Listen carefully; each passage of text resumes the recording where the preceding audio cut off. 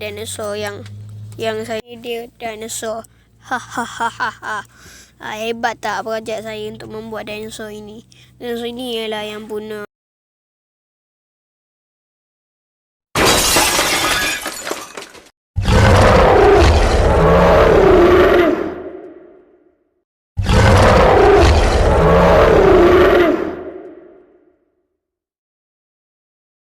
Aduh, bestnya tengok cerita. Cerita pasal bercinta anjing dan kucing. Perhatian kepada semua orang. Ini berita penting. Dinosaur ini telah kembali. Dialah dinosaur yang bunuh orang. Yang dulu. Kau ingat tak yang orang tu? Inilah berita penting. Ni cara untuk elakkan dia. Kau kena duduk rumah. Okay, bye. Dinosaur ni dah kembali. Ni bahaya ni. Jom kita kena memburu dia. Sebab dia akan bunuh orang nanti. Kalau kita tak bunuh dia, ni apa tu, dia akan kembali. Jom pakai baju ni, pakai baju askar. Askar. Saintis tu buat projek apa? Kenapalah dia buat projek dinosaur? Dia masukkan dinosaur, tak apalah.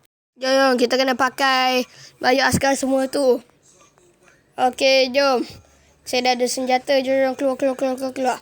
Ya, saya kena ambil kereta, terlupa. Okey, jom naik kereta. Jom.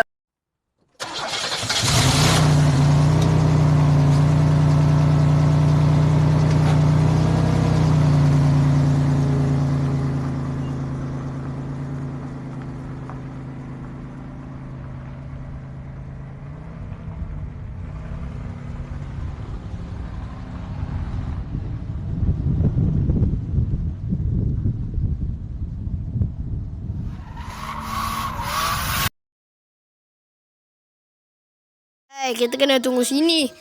Sebab yelah tu mesti dinosaur kat sini. Apa benda tu?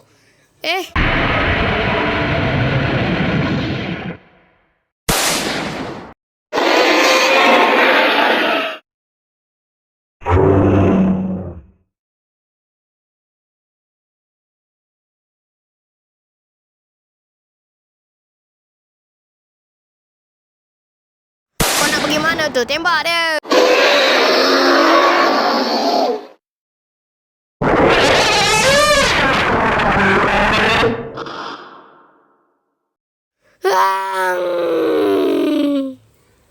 Kejar dia. Mana dia pergi?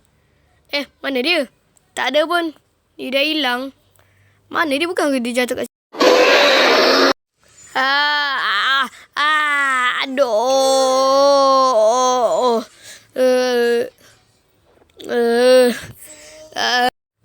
Aku kat mana? Bukankah aku pengen dekat ni auto ladang tadi? Tak apalah. Mungkin ada orang selamatkan aku kot. Assalamualaikum. Kau nak beli apa?